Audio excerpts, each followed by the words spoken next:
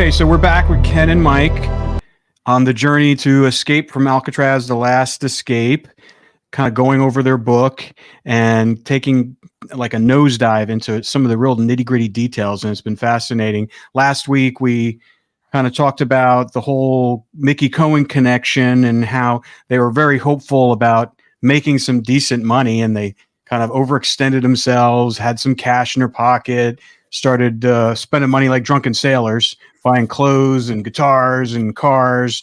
And now and then they realized that they found out that Mickey started to get some heat from the Kennedys and that notorious clampdown of organized crime during that time in the 50s. So now they're at a point where they don't have the money that they thought they were going to be getting, and they had a taste of it. And then they had to go rob a bank. So they robbed the bank and they were successful at it, but then they get caught.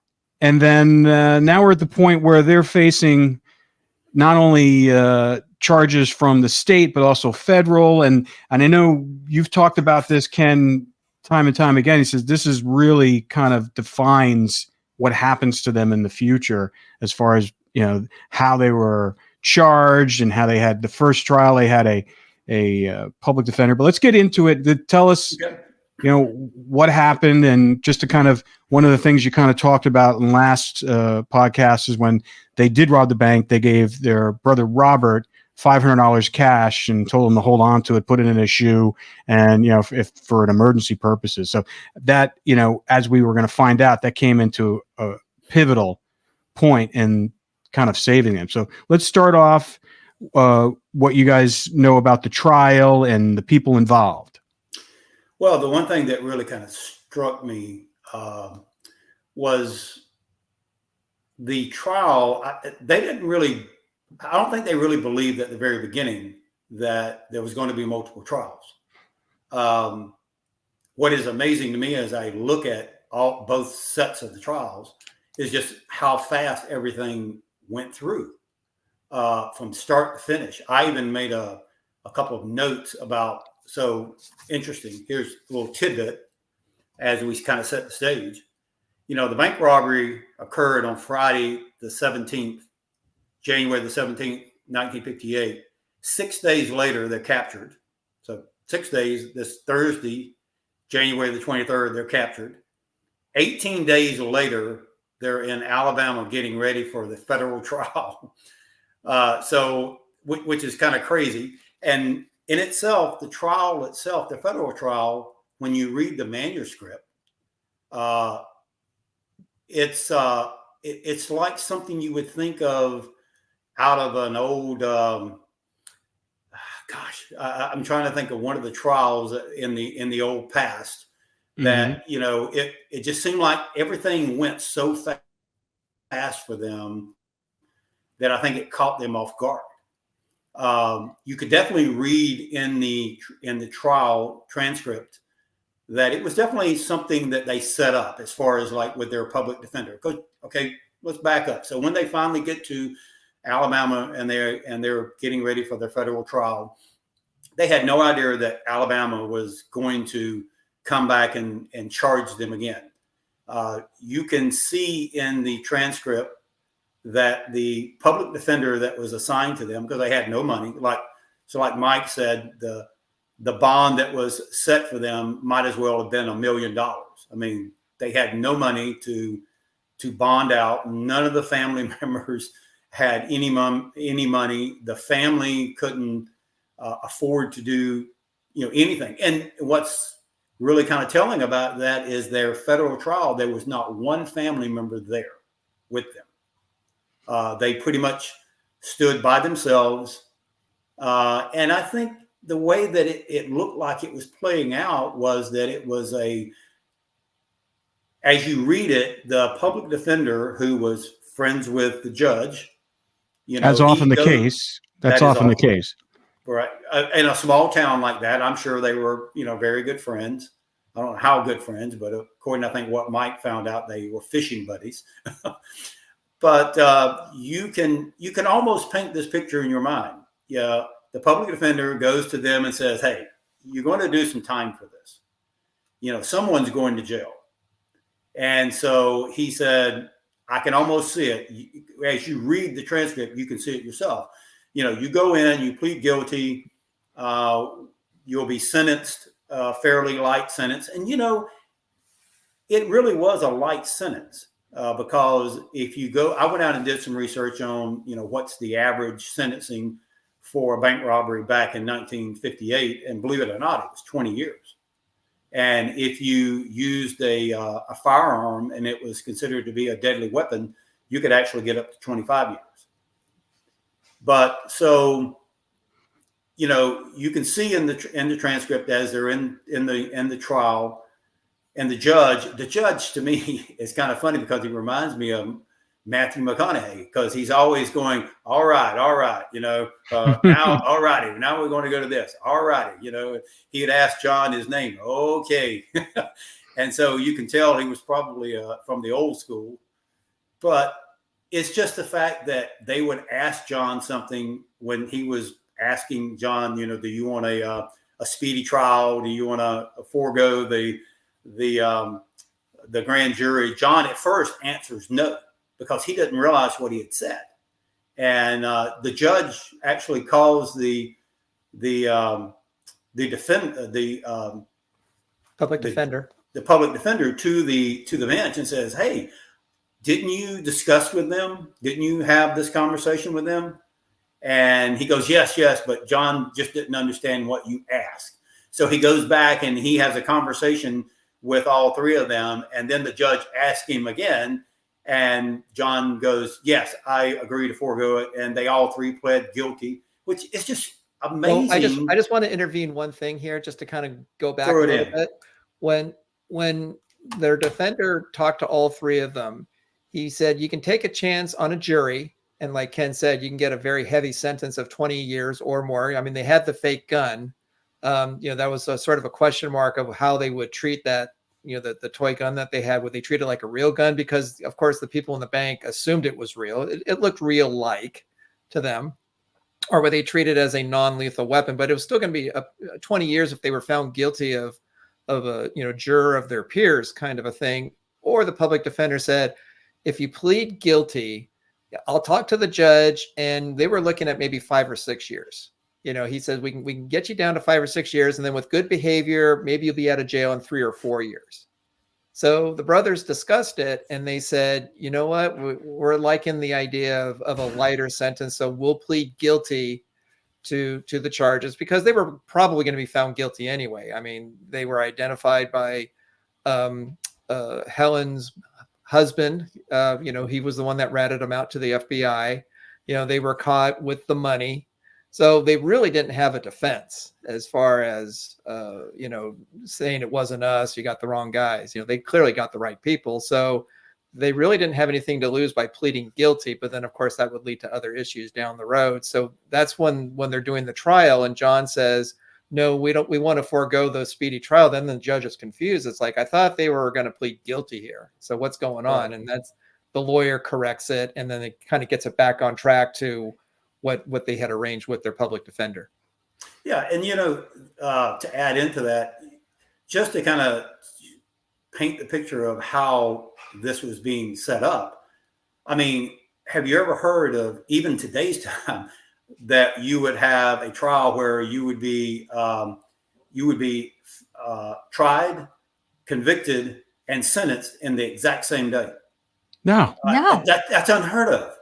And so you could definitely tell either they were trying to speed this whole process up. They didn't want to take the time to go through the court system and let it play itself out, because, just as like Mike said, I mean, if the jury or the people that were part of the bank robbery, the defendants, if they had come in and ID'd them, but nobody was there. The only people that was in that courtroom from the transcript was the judge and the public defender. I'm not even sure there was a prosecutor there. There was a person that was taking the notes down, but there were very few people there, because the only people that's recorded in this document is the ones we just mentioned. So you know, they clearly had been given this deal that they saw was going to be coming their way. And just like Mike said, you know, if they had gone to prison, they would have done a few years, good time. They would have been out on parole. And, you know, they knew they were going to go to prison. And I believe that's the reason why they pled guilty.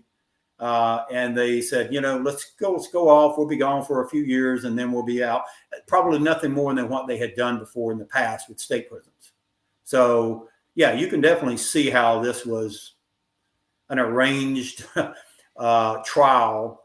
And it's just amazing how fast it went through. Because yeah, I mean, it's crazy because, like, did they not have any other cases on their dockets for that time period? I mean, unless they pushed everything aside, it just seems it's miraculous how quickly they were able to get that through the system. But maybe, you know, I mean, it was a small town area, but it still was. It was a federal courthouse, correct? Yeah, it was a federal courthouse. It was in Montgomery, so I mean, that's you know, at that time, of course, Montgomery's a lot bigger today, but at that time, Montgomery wasn't a really small town. I mean, it was large enough, like you said. It was a federal courthouse, so they should have been able to gotten at least more than one day's worth of trial out of this. Well, and the reason it was a federal case was because they crossed state lines. You know, they were in Alabama where they perpetrated the crime, and then they drove back to Florida. So they crossed state lines, and that's what made it federal. Well, but aren't bank robberies usually become federal automatically though, even if you don't cross state lines, or maybe not back then? I'm not sure about back then. Because the FBI is the only one, like, you know, California, or actually Los Angeles for a long time, was the bank robbery capital of the world. And the FBI responds to all bank robberies. Right. So I'm curious to see if that, I mean, I understand crossing state lines makes it a federal case too, but I'm curious why that, I guess I'd be curious to find out when it became a federal crime, like for bank robberies. Actually, I just looked it up on the internet, 1934. So 1934, that's when, well, and that's at the height of the Depression. There was, you know, you had all the gangsters, you know, Machine Gun Kelly and the others, you know, you have the Bonnie and Clyde, etc. So in 34, that's when, you know, when, because of all the slew of the bank robberies, they said that you do it anywhere, it's federal. So, yeah. So, yeah. And the fact that they used a firearm, regardless if it was toy or not, you know, it's like Mike said, I'm sure the people in the bank felt like it was real. But, you know, that's another thing, that in the documents, none of it ever even mentions the gun. They never mentioned that it was an armed robbery, just a robbery. And everything that I've read online, you know, the armed robbery carries a lot more years. It's a lot heavier in penalty than just a robbery. So it's amazing they never even brought that up in the federal trial. Never mentioned it one bit. Well, it sounds like they had a slam dunk case. These guys are admitting to it. They're pleading guilty. And, you know, the public defender is working with the judge, and it looks like they were kind of, you know, fast tracking this thing as fast as possible. Because based upon what I was reading in the book, you know, there was a lot of public uproar about these guys robbing that particular bank. And because it was, you know, it's kind of like a working class bank, you know, the local farmers did there. And so maybe they wanted to take justice in their hands to, I don't know if there was a lot of, I saw some of the articles that are posted in the book, but maybe that was a motivating factor to get these guys tried and convicted very quickly. And it very well could have been. And I really believe that if they had thought that just a few days later that the state of Alabama was going to indict them, now, they were probably working on the indictment even as the federal trial was going on, because it was just, you know, it was just 3 days later, after the federal trial, they were in Atlanta being booked.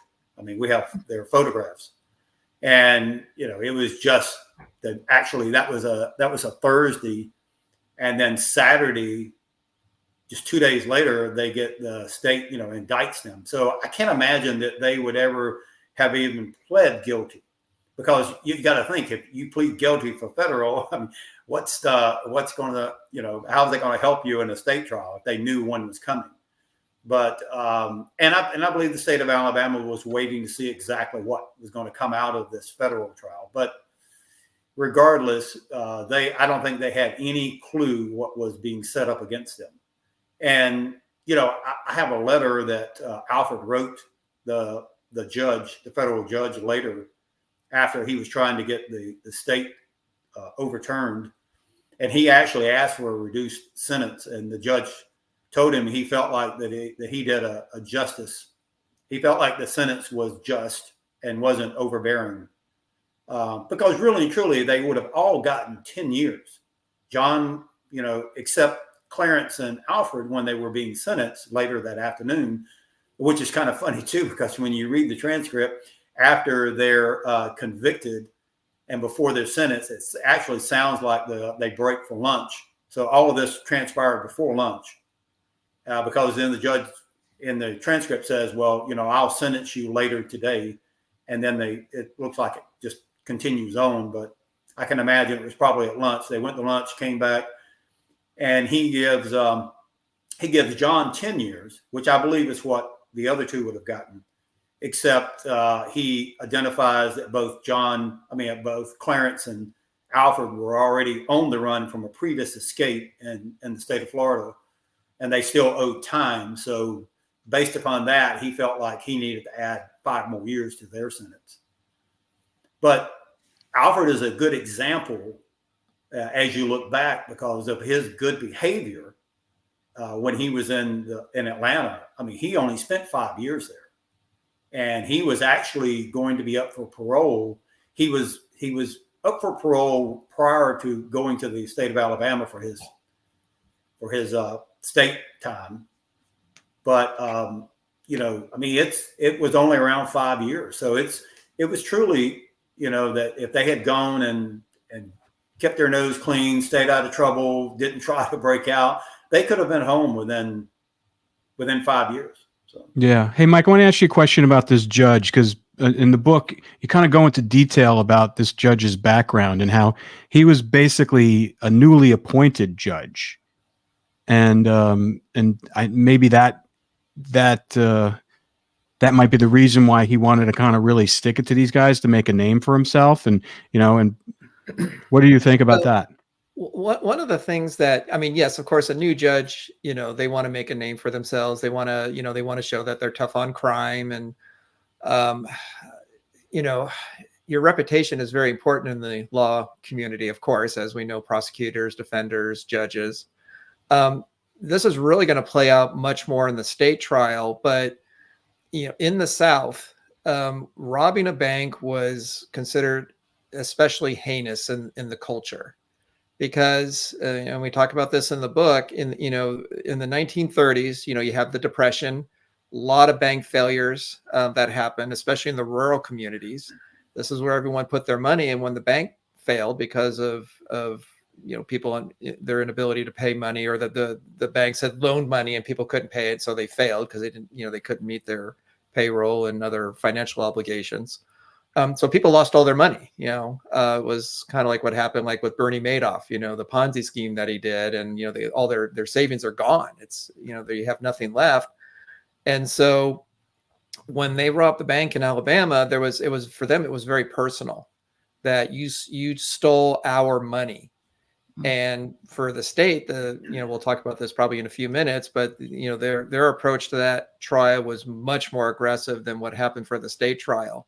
So, you know, a judge and a lawyer can't be seen as being soft on bank robbers, because the community at that time would never have tolerated that. They would be furious with them, that, you know, and if it was especially bad for the judge, you know, he could have been removed from the bench possibly, you know, it could, you know, either for letting bank robbers off very lightly, or, you know, with little or no jail time. So, you know, that, I think that really played into it. He's a new judge, and the culture of the time of you throw the book at the bank robbers, because you just can't take the chance that others will start robbing banks again, like they did in the 30s, you know, because of the Depression and the bank failures. So yeah, that was pretty bad what they did and at the time. So no, I was just going to say, I mean, when I was reading it, it just felt to me like they used them as an example, like, do not do this because you will go to jail for a long time.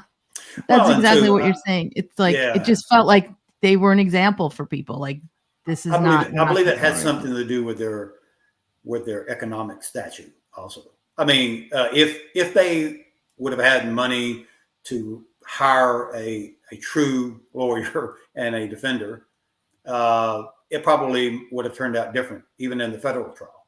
But, you know, here you've got 3 individuals that they would consider to be trash. They're from Florida. You're now, you know, they came in. How dare you come into the state of Alabama? You know, back then, Alabama, Georgia, and Florida always were at each other during that time frame anyway. But it's just the fact that you have these, you know, people that they would consider to be uneducated, had no money to defend themselves. The judicial system pretty much could do whatever they wanted to with them. I mean, how are they going to fight it, you know? Mm-hmm. And so that probably played into a lot of the factor too. Yeah. And like Ken said, you know, a mere 18 days later, less than 3 weeks later, you go from being arrested to you're on trial for the crime. That would never happen today. Yeah. You know, it's just, you know, it's just remarkable how quickly it happened. And it would never happen in one. I don't even believe that. I'm not sure you could find a case even in 1958, other than this one, that it occurred all in the same day. I mean, everything was done in the exact same day. I'm not sure you could find any case that actually happened. This is probably the only one. Well, they obviously had a game plan for the other case that they brought against them. So it's like they were stacking the deck. They just wanted to get to the other one. And I want to talk a little bit about when the family found out they were getting charged again by the state of Alabama, because it wasn't in the papers, and the family found out, and the mother showed your grandfather, and it was kind of the first time he's ever left the farm. Yeah, of all of the times that the brothers had gotten in trouble, whether or not it was, you know, going to a reform school, if it was state prisons, whatever it was, my grandfather never attended not one of the trials, not one of the proceedings. To my understanding, he never went and visited them when they were in prisons. Now, my grandmother did, along with some of the brothers and sisters. But my grandfather never went. I don't know whether or not it was, you know, he was from the military. He was World War I.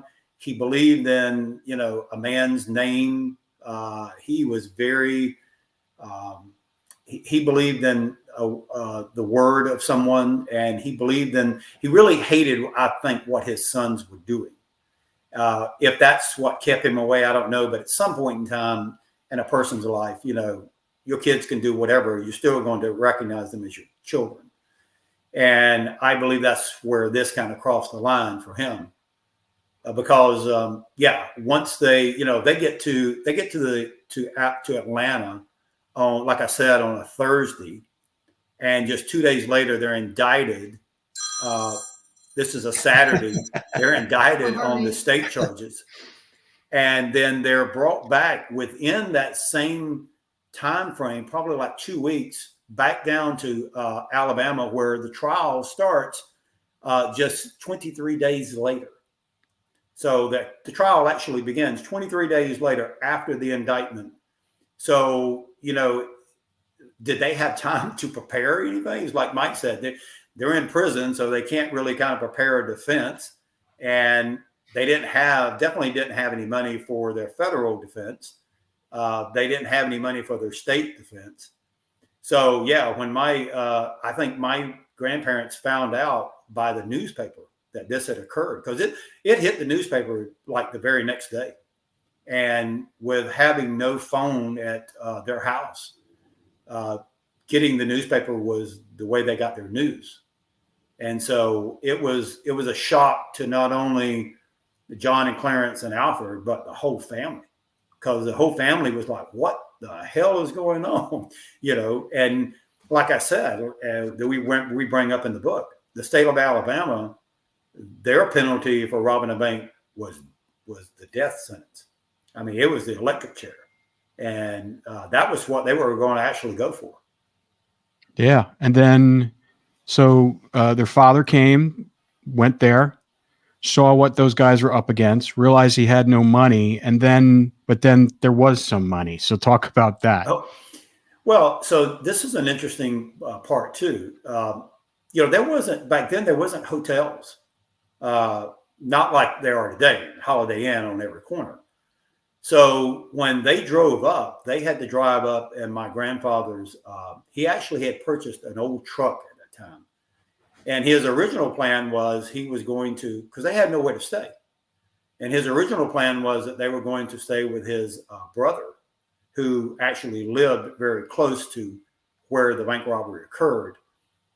And once he found out that his brother was actually one of the people in the town that was advocating for them to be electrocuted, to be killed, it set a wedge between them two, my grandfather and his brother, for years. I mean, he would have nothing to do with him. Because, you got to stop and think that I'm pretty sure he was a pretty prominent guy in the town. I mean, he could have stood up and said, spoke, gave them some good words, and advocated, why they shouldn't be put to death. But he actually wanted to see them put to death. And so when my grandmother and grandfather get to Montgomery, actually Dothan, I'm sorry, they have nowhere to stay. They sleep in their cars. They're sleeping in their cars because they have nowhere to stay. And so when they do get the chance to visit or see their boys, they're fearing for their life. And my grandfather is about as mad as you can probably get, because he knows. Go ahead. There's one other piece in here too. They didn't just have the trial in Montgomery. I mean, they did eventually. Right. But the problem was that the brothers felt that this was double jeopardy, that they had already pled guilty to the crime, and that, they thought that was going to be the end of it. And then when the state brought up the charges, they tried to fight it in the courts, saying this is double jeopardy. We've already been convicted of this crime, because the judge pronounced them guilty, the day of their trial. So they're saying, why are you charging us again for the same crime? And they made a petition to the courts to have the charges statewide dropped, and the judge didn't drop the charges. No. And so the trial went forward. And then they tried to fight the location, that they felt that where they were having the trial, everybody knew about it. It was in all the papers. Mm-hmm. It was on the radio. That the press was very slanted against them, so that the jury would be prejudiced against them, and they were trying to get another location, and the judge also denied that request. So again, the judicial system was stacked against them very heavily, where their ability to defend themselves was very limited. And like Ken said, they were going for the death penalty. They were like, we're going to get rid of these guys permanently now. The federals, that wasn't enough for us. We want to execute them. So that's what they were facing when they had the second trial. Crazy. But the story of the how they got their lawyer, when my grandfather and grandmother were visiting them, and as they were waiting, of course, I'm sure they probably talked about having to have a public defender again, and they knew how that went in the federal trial. Mm-hmm. My grandfather actually said that he was going to put the family farm up for sale, or take money against it, whichever it took. He was going to try to defend his boys. And John just, like I said, it's crazy how he thought about, giving his older brother $500 to keep in case they needed it. And when John told his father, hey, Uncle Man, or Man, as they refer to him, Man has $500 that I gave him when we were there right before we left for Ohio. And my grandfather calls his son, and he was like, well, I can't bring it to you because I'm watching over the farm.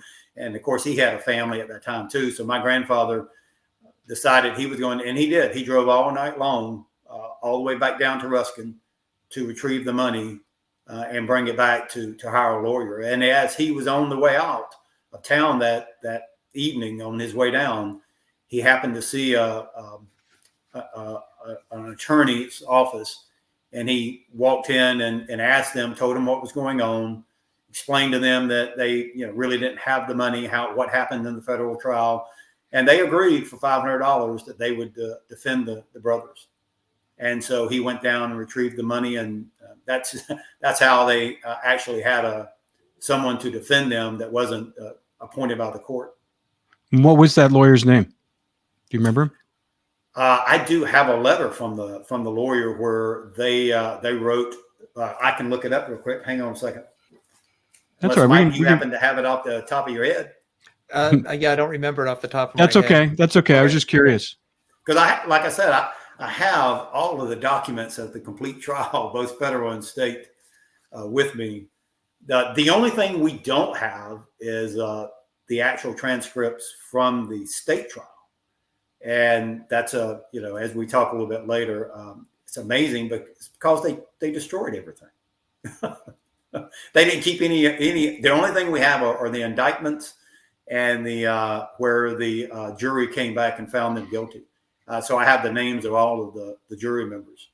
But as far as what actually transcribed in those 3 days of the trial, all we have is family stories of what happened during that trial. Yeah, that seems to happen a lot. Documents get destroyed, or there's a fire or a flood. But we also have letters where when Alfred eventually gets back to Atlanta, when he's trying to fight this, he's reaching out to the ACLU, and he does write the state of Alabama requesting those documents. Well, they first came back to him and said, well, it's going to cost you X amount per copy. They wasn't just going to give it to him for some reason. And so someone in the family must have given him the money. But then when he sent it to them, they responded back and said that all of the evidence and all of the papers have been destroyed. I can't even believe that. I mean, you're only talking a few months, and they take every single thing in the trial and completely destroy it. That's crazy. That is very crazy. There's no copy anywhere, like nothing. I've written the state of Alabama, probably about 2-3 years ago, maybe a little longer than that. And I asked them, could I get any information that they might have on the trial? And to believe it or not, as of today, they have no records on all 3 of the brothers. There are no documents on any of the federal, any of the state. They don't even have a warrant out for their arrest.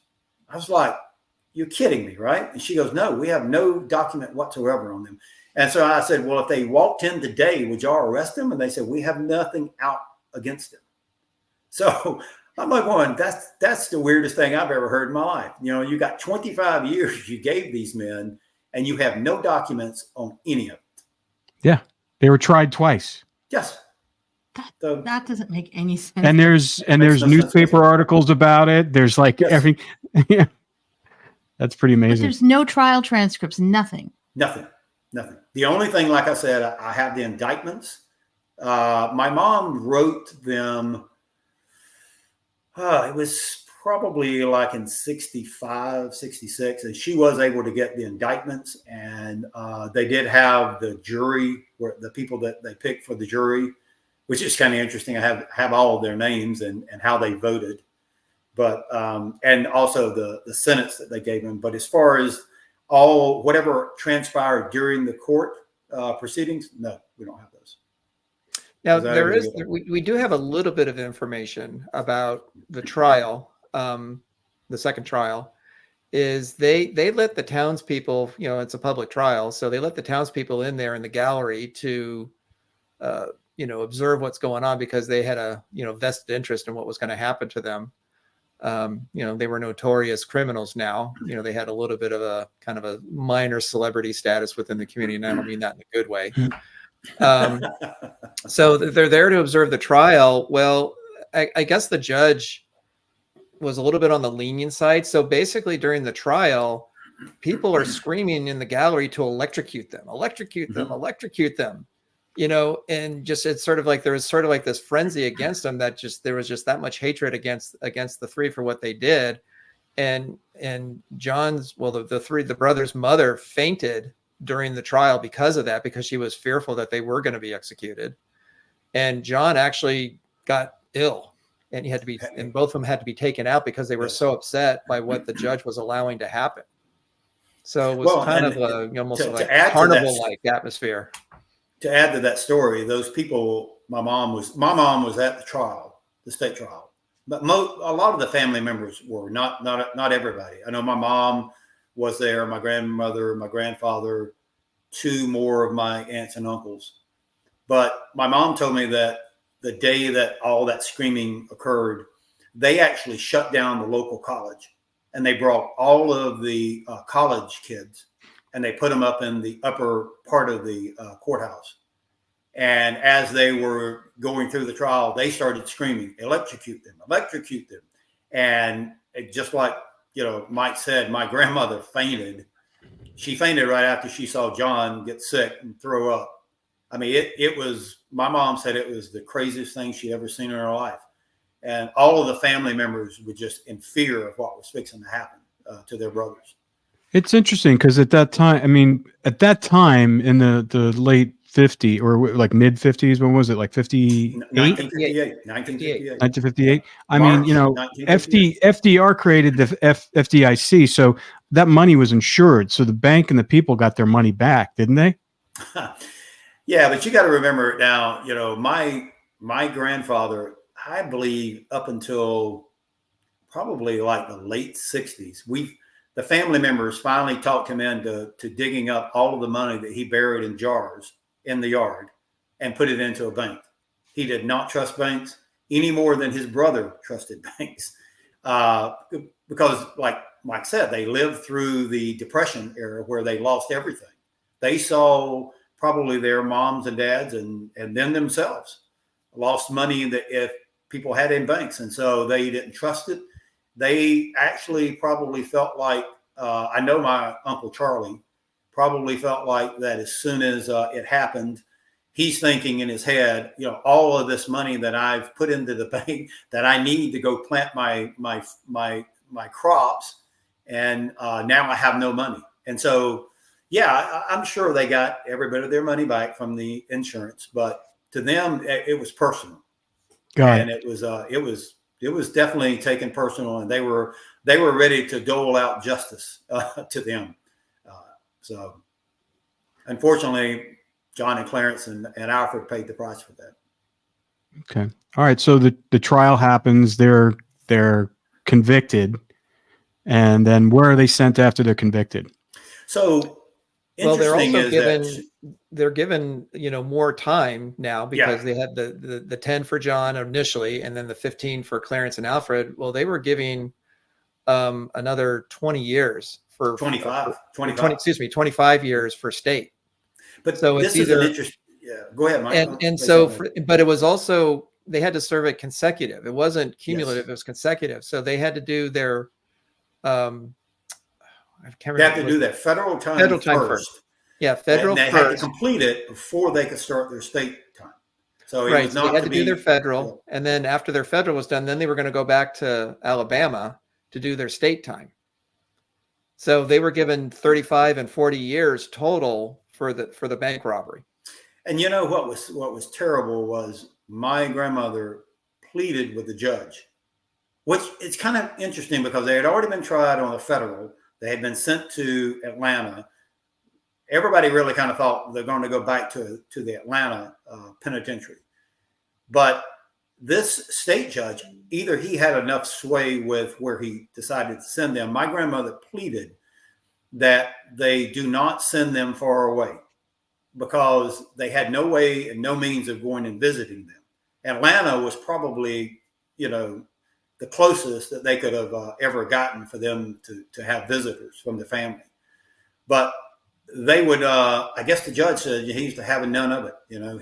He didn't take her plea into account. He sent Alfred back to Atlanta. He sent John to Lewisburg. Yep. And he sent Clarence to Leavenworth and divided them up. And I just broke my grandmother's heart because, one, that was the last time she ever saw her son, John. She did have the opportunity to go out and visit Clarence with one of her daughters, but that was the last time she ever saw John. which is really kind of sad that, you know, they wouldn't at least put them close enough that the family members would have the opportunity to go visit them. Now, and on top of that too, after they were convicted for the state crime, as they were being remanded and going to be taken out, there was sort of a pause between the conviction and being taken out of the courthouse. And I believe it was the father who was there overheard the prosecutor to the brothers tell them that when you come back for your state time, you're not coming out of jail. You're not getting out of prison. You're not going to survive your time. You're not going to leave alive. Is what he told them. In fact, not only my grandfather heard it, but my grandmother and my mom both heard the prosecutor turn to them as they were getting ready to take them out and said, "If you ever make it back to Alabama, you will never leave alive." I mean, that was a direct threat. To me, right there, they should have thrown the trial out, and that was a reason to have a mistrial right there. You know, maybe that's why the documents are nowhere to be found. You're exactly right. Too many improprieties, and they got to get rid of it. Too many things. We even have the document that tells them to destroy the documents. We have you do destroy it. Yeah. Oh yes, we have the. It's in the book. We have that in the book where it tells them to instruct them to destroy the. I have to go back. I missed that page. That's crazy. So, you know, another piece that was very interesting was, and this is actually recorded in one of the FBI files. It doesn't list his name, but it does list that while they were sitting in the Alabama State Jail, my grandfather, it doesn't list his name because it's redacted, but he comes to visit them for the last time, and we did learn what he told them. He knew how all three of his sons had the ability to break out of prison. They had done it many times before in the past. And he actually told them if they ever found the way to get out, to leave the country and to never come back. He never wanted to see them again. He didn't want them to have any contact with the family. He basically told them to leave, do not come back. And it's interesting too that when they sent Clarence to Leavenworth, he was actually his time spent in Alabama was actually delayed because it's listed in the FBI files as suspicion. He was actually planning to escape when he was in the state of Alabama's prison or their county jail. Yeah, he was planning an escape right then. When the prosecutor basically gives you the last word he says to you is, "You guys aren't going to make it out of that prison alive ever." So the reason I said too earlier that these trials is really what set them into motion for the escape was I don't believe that if it had just been the federal trial, they would have gone to Atlanta, they would have done their time, they would have got on parole, and they would have been out. But when the state of Alabama came back and did what they did, John and Clarence said, no, we're not having any of this. Their escape mind went into full overload right then. They were planning from day one after what happened to them in the state trial because they really felt like they got railroaded. Interesting fact about Alfred, though, is he was a very, had a lot of escapes up under his belt, but he decides to take the legal route. He goes back to Atlanta and he starts studying up on checking out books on different trials and the law around a double jeopardy. He writes the ACLU. He gets them involved. I've actually have the letter from the ACLU where they wrote him back multiple times. But he decides to go down the legal route, whereas John and Clarence, they said this is not going to work. They didn't believe. They were actually, there's several letters where John and Clarence didn't really kind of believe that Alfred was going to be successful in working with the ACLU on getting the state trial overturned. So they pretty much said right then, we're breaking out, because John tries it in Lewisburg, and then of course they go to Leavenworth and they try it there, and of course then into Alcatraz, which they're successful. So. Yeah. And then after, didn't Alfred also try to escape? And then at some point, No, he didn't. so while he was in Atlanta, he never once tried. Now, I do know that he was friends with Frank Morris at that time. Frank Morris was in Atlanta during that time that he was there. Whitey Bulger was also there at that time. And both Whitey Bulger and Frank Morris are sent eventually to Alcatraz for an escape attempt that they were either trying or was involved in. And I'm sure that if Alfred, knowing Frank Morris, if there was some type of an escape that was being planned, he probably would have been in on it. But there is no recording whatsoever of anything that he did. Again, now, when you talk about things being destroyed, I've tried to get Alfred's prison records from the federal prison, and they destroyed all of those also. There's no documents whatsoever on the time that he spent in federal prison. You can't get any photographs. You can't get any documents. They all came back and said, well, all of them were destroyed. And even when he goes to Kilby Prison in the state of Alabama, they destroyed every bit of that. It's they wanted the to craziest erase. thing. They wanted to erase any presence. Yeah, but then when we found out later on, that Alfred participated in the CIA, that MK Ultra program, along with Whitey Bulger, it's probably one of the reasons why they destroyed some of that information, because the CIA pretty much, once they got discovered by the Senate and the Congress, they pretty much went in and wiped out every single thing that would lead any type of trail to them. So I can understand how that happened.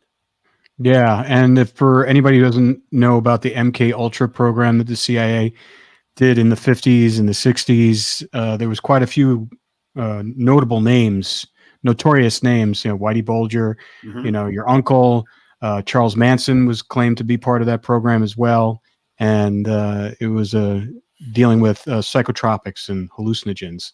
Oh my gosh! Some of the stuff that Jim Whitey wrote in some of his letters to me of the things how he felt after they gave him those drugs. He said, I actually felt like one time my skin was coming off of me. And, they would put him in the hospital where they, I believe it was in probably the bottom part of the prison, but they treated them in the hospital when they gave them these drugs. And it was just, I really, really wish I could find out more about what happened to Alfred, because that's how his sentence was reduced. And that's how he actually, was able to leave Atlanta in 1963. I mean, he had only been there for 5 years. He had a 15-year sentence. And 5 years later, he's almost out on parole, and he gets a choice of prisons that he could be sent to. And for whatever reason, he chose to go to the state of Alabama. He chose to go to Kilby Prison. I don't quite understand how that happened, but it did. Yeah.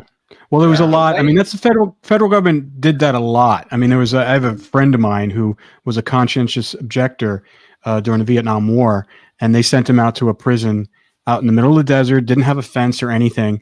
And it was filled with like corrupt judges, conscientious objectors, tax evaders.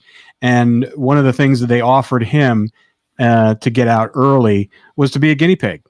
And so they did that often with their prisons, where they would kind of do these programs, and they would load him up with drugs and see how he react to it, and it basically cut his prison time in half. And so that was a common theme and protocol in those federal prison. And again, he actually went back and tried to find the records for that, because he was actually writing a screenplay about it. Nothing. All destroyed. Nope. Yeah, and Whitey, when he wrote the letters to Ken, he describes a lot about his experience after. He says it really messed him up, that he had terrible nightmares, that he often didn't sleep through the night. Sometimes when he writes the letters to Ken, he's writing it at like 2, 3 in the morning, because he's writing the time down on the letter. So he's up in the middle of the night. And he said he would see like these dark presences in his room. He'd be asleep and he'd wake up you know, from a nightmare, and you see these dark presence in his room, and he would keep a gun under his pillow, and terrified that they're coming after him. And he just said it completely changed him and made him the person that he was because of MK Ultra. It was a very terrible experience for him. And, you know, well, they were giving them super high doses of LSD, more than anybody would ever have. In fact, they not only used it on the inmates, they used it on personnel, sometimes CIA agents. And there's a documentary about one famous one where this guy's family found out about him jumping out of a window, and he traced back. You know, they thought he just committed suicide for no reason, and they found out he was being used as a guinea pig as well for all this stuff. Yeah, it's amazing that you know, how ironic that Whitey Bulger will become this monster that was actually created by the CIA. I mean, that what they gave him turned him into who he became. Just killer. You know, I mean, he, like Mike said, he didn't trust anyone, and it's crazy that they created this monster and then turned him loose, which is so crazy. But, you know, even the guy who shot Robert Kennedy claimed that he didn't remember anything about the shooting. And there were some speculation that the CIA had actually drugged him and had sent him out as one of those, what is the candidate?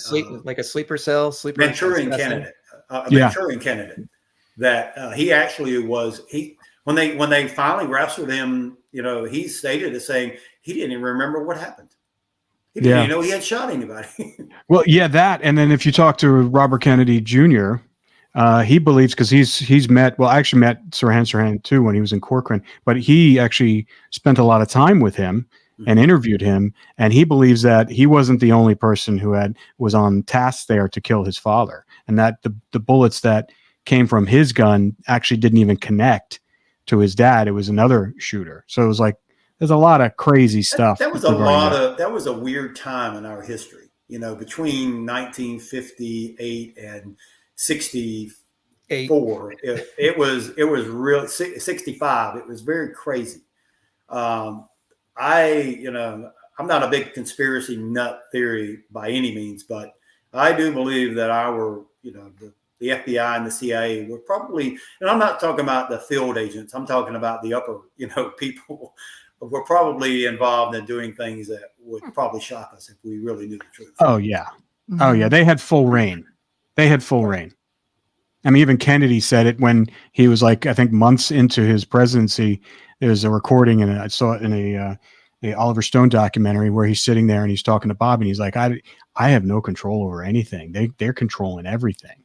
He goes, he knew right then there was this loss of illusion that he was going to be able to make some changes there, like he did as a congressman. And he realized that this is a runaway train.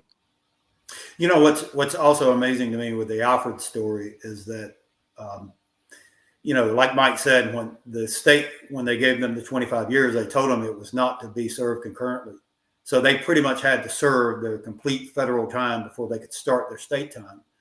So I've always wondered that if, I don't know enough about this part of the law, because Alfred, when he gets to Kilby prison, this is after 5 years, he leaves Atlanta, he goes down to Kilby prison, and he tells not only his brother who comes to see him, but he also tells my mom and dad when we came to see him just a few days before he was killed, that he was coming up for a parole hearing at the end of January, first part of February. And I even have the letter where he states it in a letter. So for some reason, he believed that he was going to be able to be paroled and was going to leave the prison. So I guess my question was, if he made parole in federal time, does that mean he stays out on parole until his full federal time is done, and then he comes back and he checks himself into the state prison for state? I mean, how can you go to state and it start counting if they say, it can't be served concurrently? You got to finish your federal before you can start your state. So undoubtedly, he really felt like, and maybe it's true, I don't know, that in February he thought he had a very good chance of getting out, and he was going to go join his brothers. He knew where they were at. So. Yeah. And then how long did he spend in the Alabama jail? Oh my gosh, not even. So he gets to Kilby Prison in October of 1963. He is, and this is strange. The book really kind of doesn't go into as much detail as I had wanted. We had to back some of it out. But the day he shows up, he's made a trustee. He's a trustee day one. And so he's there in about middle of October of 63. His older brother, Robert, or Uncle Man, comes to visit him in November, just before JFK is assassinated. It's about maybe like 2 or 3 days. And my uncle has told the story, and this is how I know it so well. He said they were sitting around in a room, so they were not like talking through a glass, and they had to go to the restroom. So they both get up and they go to the restroom, and Alfred tells him, he said, I had contact with my brothers, or our brothers. And he said, I know exactly where they're at. And when I make parole in January, I'm going to join them. Well, a few days later, of course, the JFK assassination occurs. And come December the 23rd, my mom, my dad, me, and my older sister, we all went to Kilby Prison. My mom was making him a Christmas dinner and was going to, share it with him. So she says she got so upset because when they just destroyed her food looking for, items in there, contraband. But she said it was so strange. They walked them out into this big, huge grassy courtyard on the outside of the prison now. And there are like 3 picnic tables, and they were directed to go to the one that furthest away. And she was like, okay. And they said, well, there was a white wall with a door. And they told her that Alfred would come through that door in a few minutes. And so they go out, they're sitting at the picnic table. And sure enough, a few minutes later, here comes Alfred, and he goes over and joins them. And she gives them the dinner and apologizes for them destroying it. And he told her, it still tastes as good. And so they're sitting there visiting, and Alfred pulls out this leather horse. That's a picture of this leather horse, and hands it to my mom and says, I got word from our brothers, and I know where they're at, and I'm up for parole at the end of January. Actually, it was in February, according to his letter. But he said, if I make parole, I'm going to go join them. And so at the end of the meeting, this is post the escape, obviously. This is post. This is in 1964. You're correct. This is 19. So this is 1963, end of 1963. Oh, that's right, December 63. Yes, December. So we're walking back for Alfred to go back into the door, and my father happened to see this guy taking photos, and so he gave me $5, and this is the photo that I'm in with Alfred holding me, and he's standing in between my mom and my dad, and my sister is right in front. And as my mom is walking out of the prison, this is something very interesting that I think plays into this. As they're walking out, she happens to see that the prison had a local prison newspaper that the prisoners produced. And I actually have it. She grabbed a copy, and we did not know this until we were doing some research. Inside on the very front cover, they were saying that very next week that they were going to start a drug program at Kilby Prison, and the doctor who was going to run it was the same one that was running the one in Atlanta that Alfred was participating in. Interesting. The exact same one. So then the next week, which is the week after Christmas, Alfred writes his mom, my grandmother. And this alarmed my grandmother because, and I didn't know this, but most prisoners at that time, they would write their letters on white paper. If they ever got in trouble and they were like put into the hole, what they call the hole, or they were being punished, they were given yellow paper. And she gets a letter in its own yellow piece of paper. and we've got the letter. And he didn't say anything was wrong. He didn't say anything was going, was happening. But my grandmother felt like, oh my gosh, what's happened? Because this isn't a regular letter. And then January the 11th, he's, according to the official account, him and another guy were trying to escape out of a window, and he was electrocuted and killed. Yeah. But what is so strange about this story, there's a lot of, pieces to it. We're talking, this is January the 11th. So this is in the dead of winter. According to the FBI record, Alfred and a guy named Sean, I think his name was Sean, was the other prisoner. They were hiding in a cloak closet. This is 8 o'clock at night now. And I'm going, okay, wait a minute. It's 8 o'clock at night. Why is there no sirens going off? I mean, wouldn't you think if you're not in your cell at 8 o'clock at night and it's pitch black dark and it's pouring down rain, why is no one looking for these guys? You would have thought the sirens would have been blaring. So at 8:30 is when they said that Alfred and this other individual went into an administrative office right beside the closet they were hiding in. Now, this is still 8:30, no sirens going off. And Alfred takes a rubber hose and wraps it around the electrical wire that was running right outside of the window. And as he was climbing through, his shirt got caught, and he raised up to undo his shirt, and his back came in contact with the electrical wire and killed him. This is what they said. So are you feeling that this was kind of a setup? Oh, absolutely. Because, the guy who's doing the MK Ultra in Atlanta on him, shows up there. They know that he's up for parole. He may be getting out. They don't want him getting out. And yes. So, of course, the guards come running in, and they, according to the official document, that they came running in, they found him. Now, if you arch your back and you come in contact with an electrical wire, it's going to push you forward. You're not going to sit there and hang in midair. It's going to throw you forward. So it's not like you're laying on the thing and you can't get off.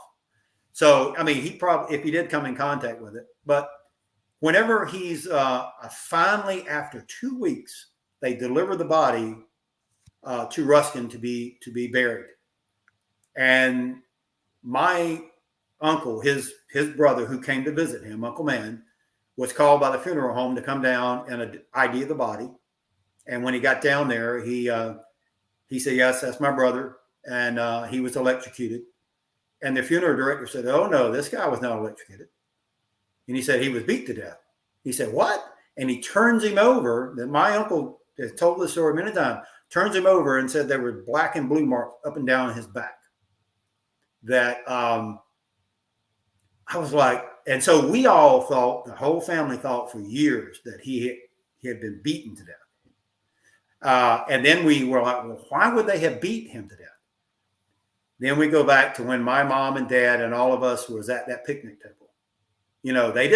Back then, they didn't have the ability to do DNA testing, and they didn't have the ability to put an ankle monitor on you to monitor you, but they damn sure had the ability to listen to you. And we believe that the table was bugged. And that's when they found out that Alfred knew where they were at. He knew where their brothers, his brothers were at. And they purposely interrogated him. I believe, like Mike said, that prison was well known for having what they call the electric chair. They gave it a name called the Yellow Mama. And even Whitey Bulger even talked about this in one of his letters with me. They would take prisoners that they wanted to get information out of, and they would strap them in the chair and act like they were going to turn it on to get them to, squeal on someone or give them information that they needed. And Mike and I both believe that what probably happened was that doctor with those drugs, because that was one of the things they used to do in Atlanta. After they gave them drugs, they would give them shock treatment. And so here's the perfect scenario. Alfred knows where his brothers are at. You've got the same doctor that was running the MK Ultra program in Atlanta, now in Kilby. You have the means to apply the electrical currents. And at some point in time, I believe they went overboard and it killed him. And they set the whole thing up to make it look like he was trying to escape. Strange thing is, my mom wrote the prison and said, is there any way that we can talk and communicate with the guy that was with him? Well, conveniently, they moved him out of that prison to another prison and refused to give any detail about where they sent him to. Wow. Wow. Well, this has been crazy. It's crazy. I mean, it gets deeper. Like when you sent me that little spreadsheet about the MK Ultra and all the connections, stuff like that. And yeah, I mean, it's like there's a lot of things going on there. And that, like you said, that time period, that, you know, early to mid 60s, there was a lot of things floating around, a lot of ththings going on. But one other thing I'll throw in. So this horse leather picture that, and I have it. We have it. I don't have it with me, but I do have a really good picture of it. For the longest time, I never could understand how Alfred knew from this picture that he knew where they were at. And so a few years ago, I decided to do some research on that leather horse picture. Well, come to find out, that horse, the picture of that horse, that style horse, is not a horse you will find in the U.S. It is only in Mexico. It is one of the horses they call a charro, and it is only in Mexico. And so I was like, okay, wait a minute. So how the heck did he get this pouch from Mexico that has a Mexican horse on it? And he knew from that picture where they were at. Well, and there's also some markings on the leather cover too that are very distinctive. Somebody had a pen and they did certain markings, and we've talked earlier about how the brothers in their younger years developed secret codes of communicating, and so it looks like there's code on the leather pouch that nobody would understand, but Alfred would. Yeah, right. Wow. Well, this has been great, guys. It just keeps on getting deeper. Deeper. Oh, we haven't got to the conspiracy piece of it that I'm really? More. This wasn't. No, not yet. There's a lot more. All right. Well, thanks, guys. Well, next week, let's save that. Can't wait for next week, and then we'll talk about all that. Thank you so much.